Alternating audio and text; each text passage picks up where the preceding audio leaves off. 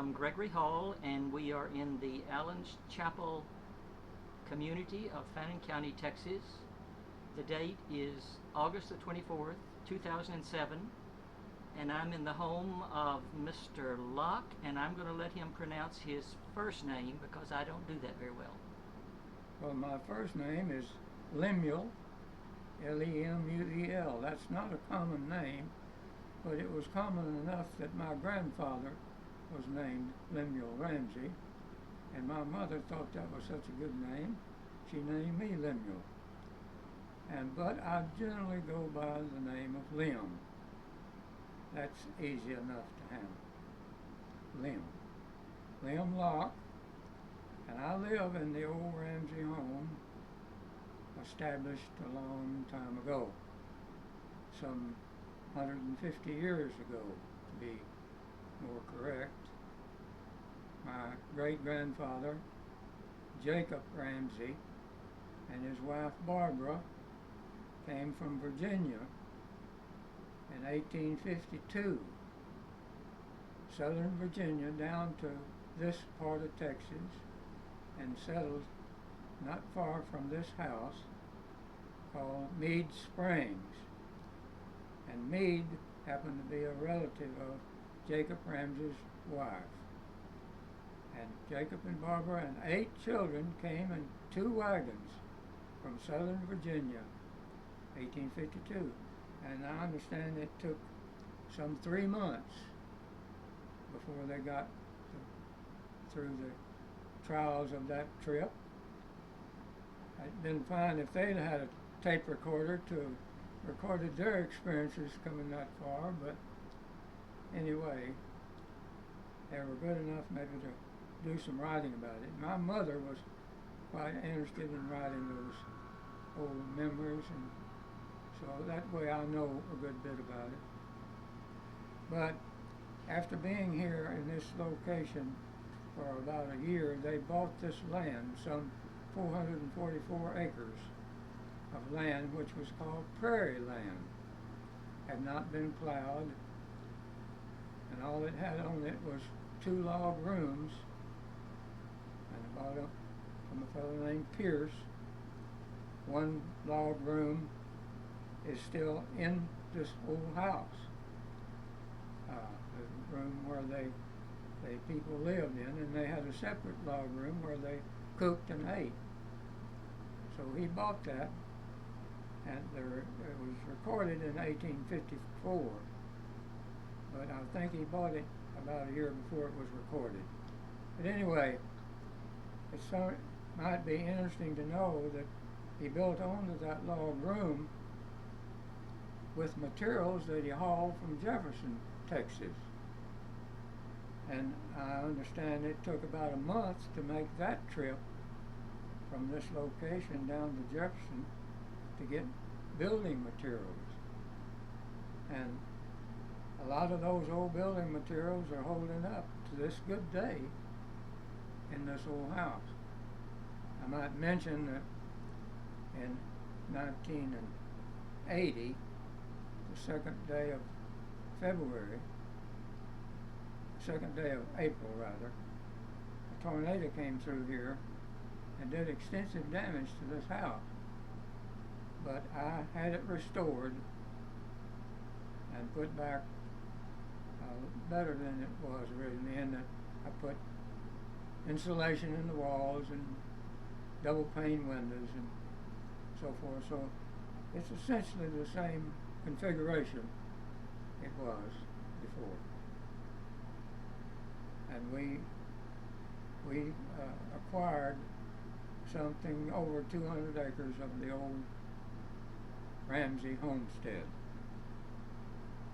Now, were you born here or near here yourself? No, I was not born here. I was born about 4 miles south of here in a little community called Lone Star. And we moved here in 1935. I was 14 years old. And one thing I might mention was that Lem Ramsey, my grandfather, the oldest child of Jacob Ramsey, obtained this old home place, and he had a large family himself my mother was the youngest of 10 children. And so she was an old-time school teacher and taught school around over the country and so forth. And up in years, she decided she wanted to settle the estate. And it was quite an undertaking because there were so many heirs that had not been settled with. It took 21 years to get all the proper heirs settled and satisfied and on the dotted line as the saying goes. So You mentioned that your grandmother, I believe, may have written some accounts of her experience. Do you still have those written accounts? Well, my grandmother wrote letters back and forth. She was good to write letters, and my mother was exceptionally good to write letters and some accounts of history that she knew about. And I have that old information. And in fact, I used a good bit of it in obtaining a historical marker for the Allen's Chapel Methodist Church and Cemetery. Incidentally, the old Methodist Church was established in 1842, and that was supposedly one of the oldest churches in Fannin County. And that's how this community got its name, in that Wilson Bruce Allen was involved in Texas obtaining its independence. Therefore, he was eligible for a good bit of land, he and his family. And he had land all the way from the community east to here, Allen's Point, all the way over here to this community, Allen's Chapel, named after him. And he gave land for this little log Methodist church, which was built in 1842. And he was neighbors. His land joined this land. Now tell me again who he was. Was he? His name was Wilson Bruce Allen. Yes. And he came from Tennessee, and so I'm told, 1835, about the time that Texas was working toward its independence, Mexico. But he had enough to do with that war that he was eligible for free land from the new Republic of Texas. I had access to a book when I was working on my material that I believe reflected the background of this community, and it may have had to do with a man named Taylor who would have known a man named Joseph Dupree. Does the name Joseph Dupree ring a bell with you? He settled in the Ivanhoe community. I've heard the name, but Taylor Allen was Wilson Allen's son. Now, J. Taylor Allen wrote a book, Early Days of Texas. That's the book I had access to. You have it? Yes, sir. That's quite an important old book. A lot of people have wished that they'd kept their copies, and they scramble around now and try to find the old Taylor Allen book. Do you have a copy? I do, yeah. If I'm not mistaken, that's the book that recounts how Joseph Dupree went off to the war, the Civil War, Yeah. and was captured and eventually made his way back to Texas. We'd have to check that to see if I'm correct about that particular book, but I thought that there was a man in Allen's Chapel connected with his story there. Well, Taylor Allen was, I have his picture over here on the wall, along with a lot of other people. They called it, my mother writes on the back of that picture, most all the people that were there. And I'll get that picture down and show it to you. But that picture shows Taylor Allen standing at the head of the group with a picture at his feet of the old Methodist church, that old log church. And that's the only picture I have of that old log church that this community was named after, Allen's Chapel. Now, as you think back over all the years that your family has been here, there must have been many accounts that were told and retold. That doesn't necessarily mean that you experienced those, but is there any that comes to mind that at this stage you'd want to recount, either a period that goes back to the Republic of Texas or in those years leading up to the Civil War? Well, my grandfather, Lem Ramsey, was in the Civil War, and he and a neighbor of the name of John Henry Witcher, of the Witcher family here in this community, joined the Civil War by going over to Sherman and joining a cavalry, 16th Texas Cavalry. And they went off to war, and they were involved in a battle in Louisiana called Pleasant Hill, the Battle of Pleasant Hill in Louisiana. And my grandfather, Lem Ramsey, after the battle, his friend, John Henry Witcher, found his rifle on the battlefield and his knapsack and thought that he'd been killed. In fact, the powers to be wrote a letter back to my grandfather, Lem Ramsey's wife, Betty, and stated that he had been killed, but he had been taken prisoner. And so it just so happened that John Henry Witcher got a leave of absence after that battle and brought that rifle home to Lem Ramsey's wife. And I have that rifle, and I'll show it to you. Yes. Out here in the hall. But he was only held captive a short period of time, just a few weeks. And he kept a diary, which I don't have, I'm sorry to say. But he mentions the fact that some people from Indiana had him as their captor, and that they got acquainted and they found to be compatible in religion, and they sang religious songs together, the guards and the captain. And he had good things to say about the rebel and the Federals getting along as well as they did, even though they were fighting one another. Yes. That seems rather unique to me. But Mr. Weddle's book on the Cowboy Cavalry, which included letters that the Nelms family had received, and if I'm not mistaken, some other accounts refer to an officer named Sims, who seemed to have carried letters back and forth between the various action fronts and Fannin County. I don't know whether that particular individual was involved in your case.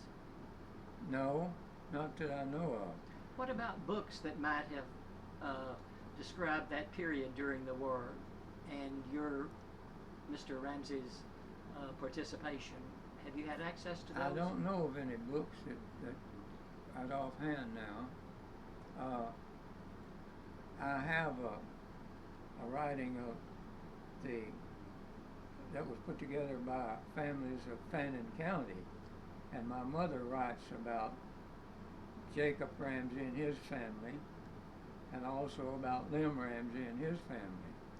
And she mentions in that article about Lem Ramsey going to the Civil War and so forth. Now, I do have something that might be of interest. After the Civil War, Lem Ramsey and his wife set up housekeeping in a house not very far from here on 40 acres of land, which was originally part of the Jacob Ramsey place. And he kept a book, a ledger of expenses and income, which were very meager. And it's pretty interesting to cite how they obtained a little income. One thing being picking up bulldog apples and selling them to be planted for hedgerows. In Indiana, in the upper And Midwest. They shipped them. Exactly. And they sold those Bodark apples by the bushel. And that was, I guess, one of their better incomes, because around here there were a lot of Bodark trees. But also he mentions about things that he bought for the house and the living quarters, like silverware and so forth. So anyhow, I'll show you that book later on. We'll talk about that and Okay. let you record your observations. In the years either leading up to or after the Civil War, I know that the little town of Honey Grove here was thought of as being quite a hotbed of Union or Federal sentiment. Was there ever in your family any encounter or comment on Union sympathies around here? No, I never heard that mentioned or any talk of that type. Now, I have heard about in Lamar County that when they had the general conference to vote on whether to secede from the Union, that Lamar County went completely against seceding from the Union. Fannin County did too. And I guess that Fannin County was part of that block, because at one time Fannin County was a large area, and so many other counties were taken off of that Fannin County block. I don't ever remember anything mentioned about that. I've heard something about over around Gainesville, a problem they had over there, a hanging or two. And several. bad, yes, and bad things. But no, I don't remember. I do remember my mother talking about that my grandfather Locke and my grandfather Ramsey got together on occasions and would talk about the Civil War and their experiences. Now, my grandfather Locke lived in Tennessee during that period of time. Now, can we establish how the Locke family married into or became associated with the Ramsey family? Yeah. I haven't heard that yet. Well, my grandfather Locke came down in this part of the country with his family, and I'm not real sure exactly what time, but it wasn't long after the Civil War. And my father was born in 1882. And his name was? And his name was Sam Bell Locke.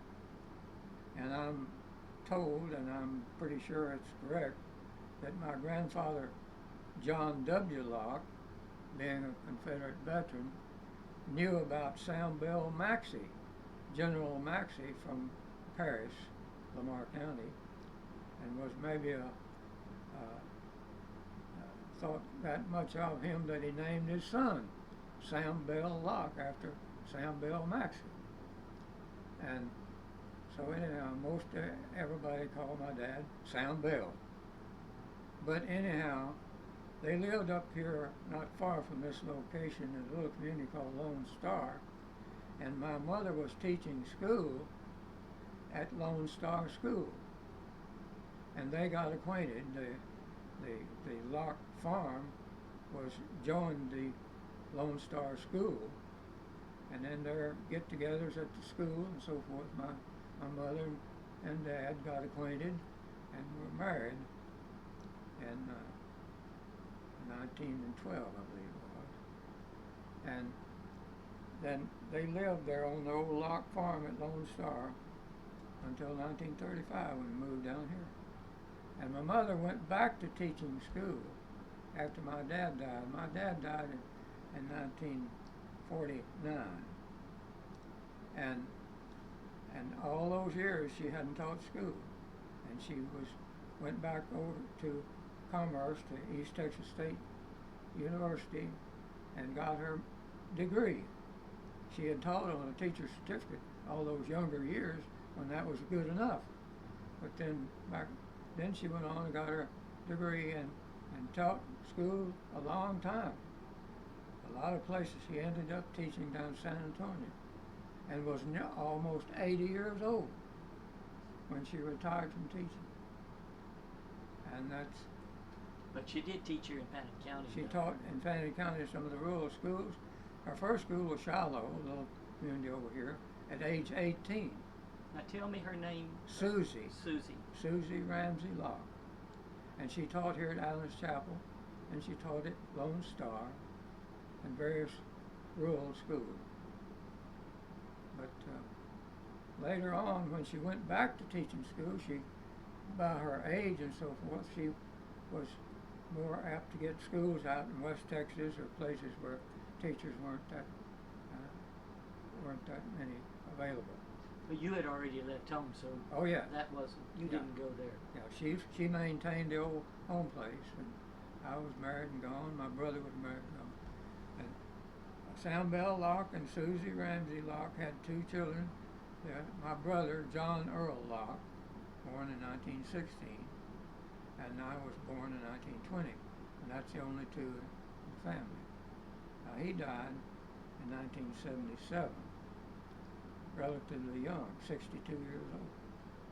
And he had a business in Anchorage, Alaska, but had accumulated quite a lot of land down in this community, quite a bit down in Bodark Bottom, the better farming land. And after World War II, and I came back here and farmed, I farmed his land while he was in an excavating business in Anchorage, Alaska area. But he had an illness that they couldn't correct anyhow. Died in 1977. Did you tell me that you left Fannin County at any time during your life, or did you to work somewhere else? When the war came on, I went to an aircraft maintenance school. After high school, I went 2 years to Paris Junior College, and then I went to an aircraft maintenance school in Bonham, and was fortunate enough to be the first 10 aircraft mechanics that they hired at Jones Field, which was a primary training base for aviation cadets. And so I worked there for a couple of years, but I joined the Army Air Corps Reserve in 1942, and I stayed in the reserve until the latter part of the war, before I was called in. I left Jones Field in 44 and went to Transworld Airlines in Washington, D.C. They had a contract flying military aircraft, and that allowed me, being in the reserve, to continue in the reserve and work for Transworld Airlines. And then in the early part of 45, I was called into the service, latter part of the war. And I was fortunate enough to be assigned to West Palm Beach, Florida, an Air Sea Rescue Unit. And we flew all over the Pacific, Atlantic area and down into South America on search missions. And we searched over land as well as water. And those were military missions. Military missions, yes. And I was never signed overseas, but then I was in their service 2 years, and then came back here and farmed. Say a little bit more about what you did when you were working at Jones Field in that early stage of your career there. Do you recall?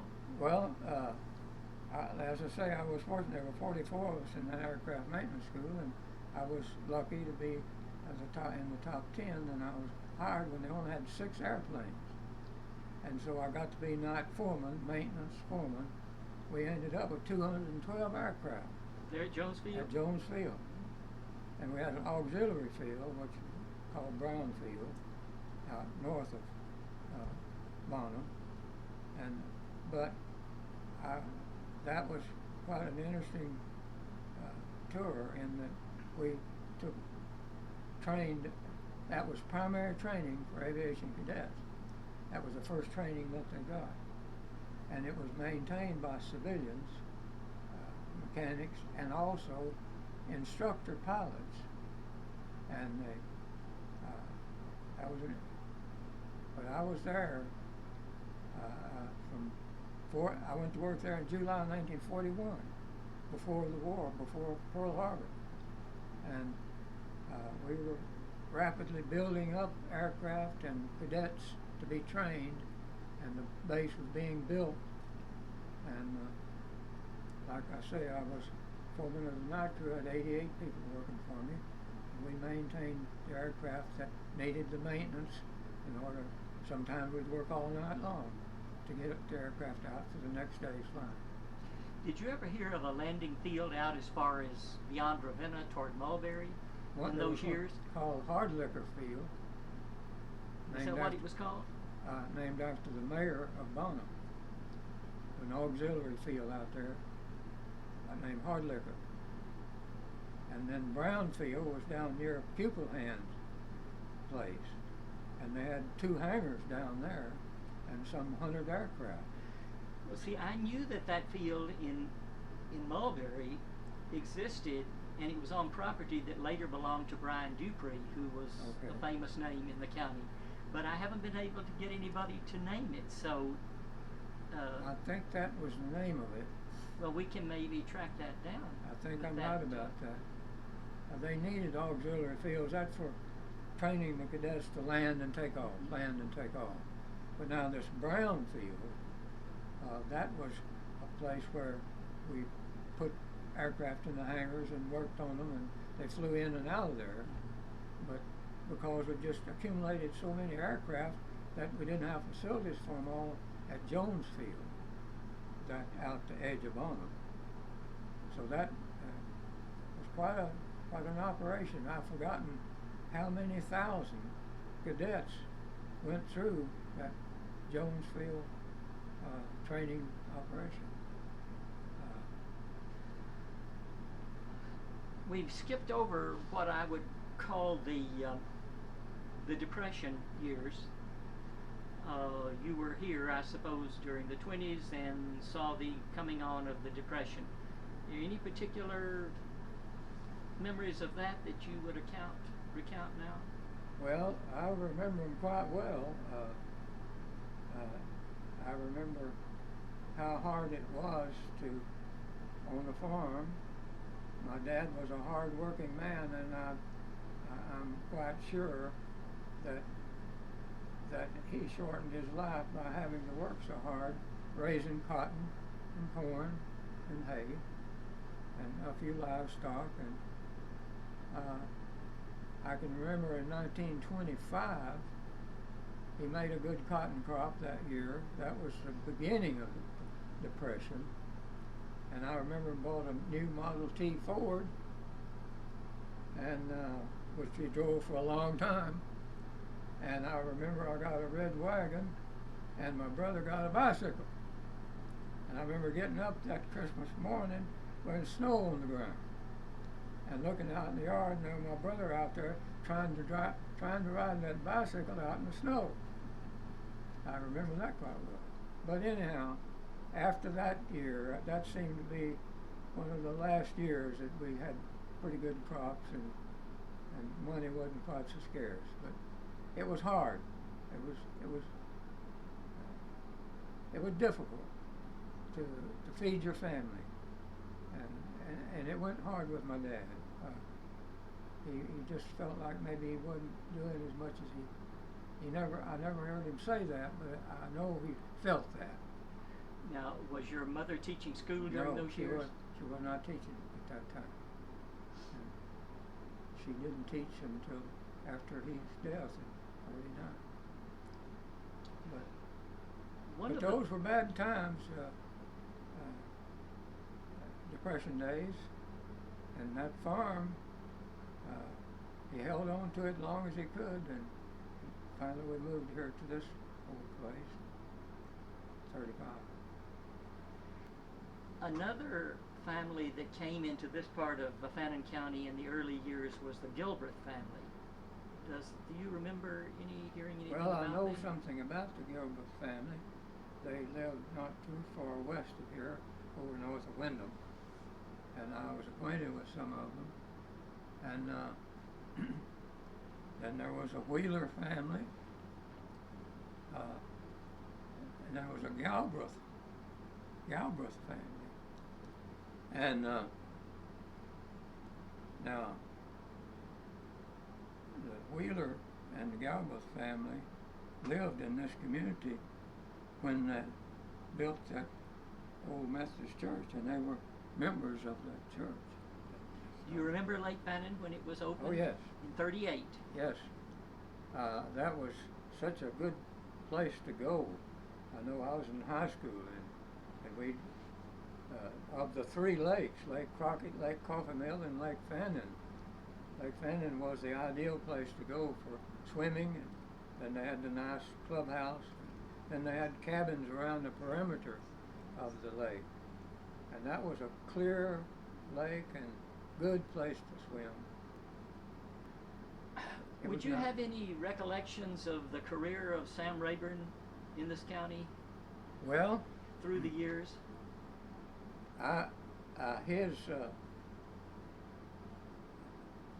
He's well known, no question about that. My mother's brother, named Elmer Ramsey, was in college with Sam Rayburn over at Commerce. Later it was called East Texas Normal College at that time. And they were lifetime friends. And I met Mr. Rayburn when I went to Washington, D.C., when I went to work for Trans World Airlines in early '44. And he gave me a pass to get into different buildings and to house, the Senate and the House and so forth. And he was an exceptional man. There happened to be a lady working for him that grew up in this community. Edna Fuel was her name. And G.D. Delaney, who came on later and worked for him, H.D. Delaney. We ran across this old postcard that was to my grandfather, Lem Ramsey, from some Christian advocate, Texas Christian advocate, and it was sent to Nicholson Post Office, Fannin County, and it was postmarked Bantam, like over here, and we didn't know there was such a post office as Nicholson. Now, old Captain Andy Nicholson lived right down the road here, and he was in the Civil War, and he owned a lot of land. He owned a lot of slaves. Mm-hmm. And he gave some of those slaves land after the Civil War. Mm-hmm. Up here, I was telling my other son about an elderly black lady that called Minerva. Everybody called her Aunt Nerva. And he gave her some land, and she married a fellow named Henry Hunt, and they lived up on the hill. Until this good day, that's Hunt Hill. Mm-hmm. Yes. But she acquired that land. Old Captain Andy Nicholson gave him that land after the Civil War. But this was addressed to your grandfather. Yeah. And yes. I checked into it. Texas Christian Advocate. That old postcard got so seedy, we made a copy of it. Yes. I'll go get it. Now you're going to sit down here and talk about this picture? Well, or do you want to stand up to talk about it? I want to stand up. I look over your shoulder. Now you might look on the back before we start. My mother had foresight enough to write about this. Now what is this? This says this is a picture of J. Taylor Allen was a host, and was this a family reunion or? I'm not sure what the gathering was about, but here's J. Taylor Allen. Oh. And there's a picture of the old Methodist church, the log church, before yes. they built another larger church. And here's a lot of old timers, a lot of people.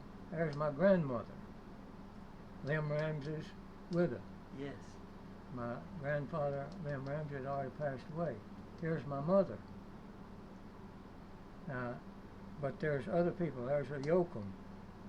These are old. Now, do we say what year this was? Maybe not.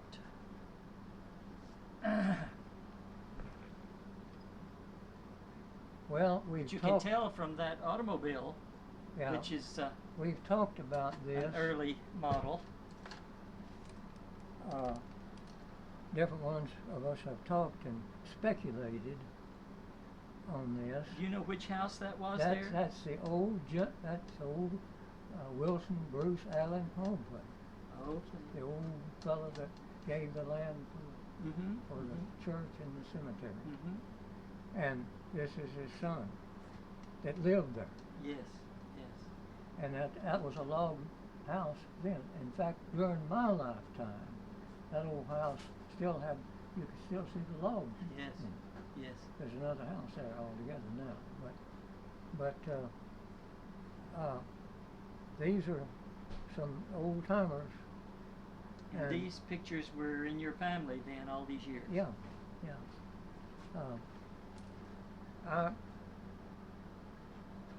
I'm thinking it must have been about. Probably about 1910 would be your best. We have an Alice Chapel scrapbook. Yes, here's a page from it. And you have the whole book here. Yeah.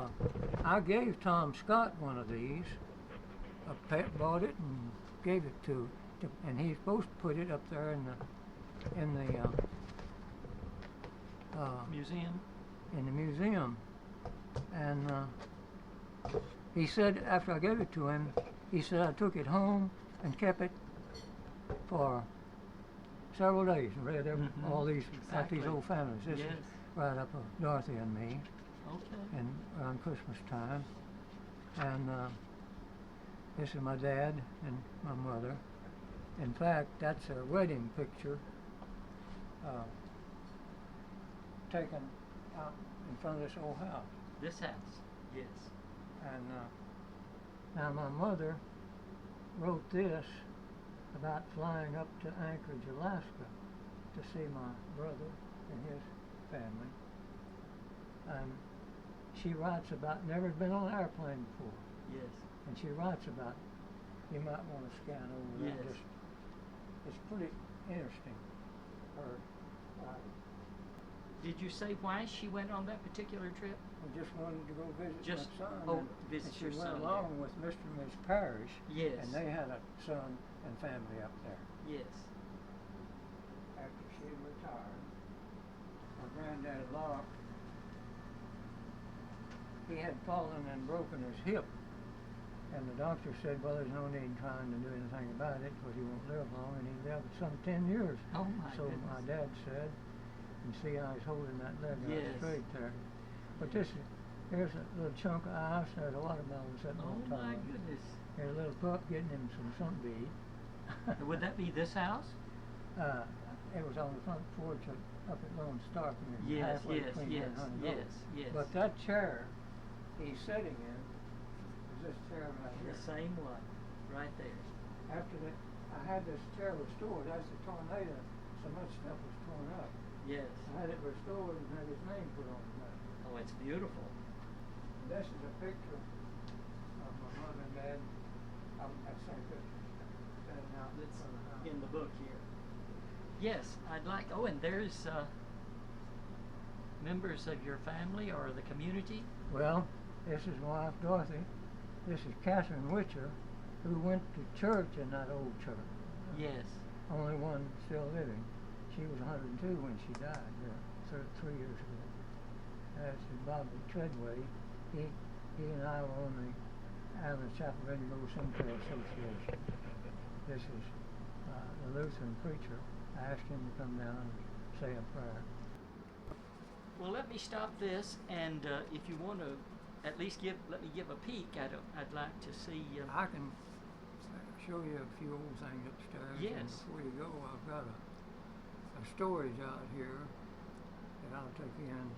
Yes. After this house was torn up, I didn't know if I was going to get restored or not. And I took a lot of stuff and and I built, without electricity, I built a 30 by 20 and one about 10 by 20. I put stuff out of this house in there. Yes. And my mother accumulated books, and I've got shelves of books. Nice. Would you sit there with that album there and let me make your photograph, and then we'll go upstairs or Okay. whatever? Is that all right? Yeah.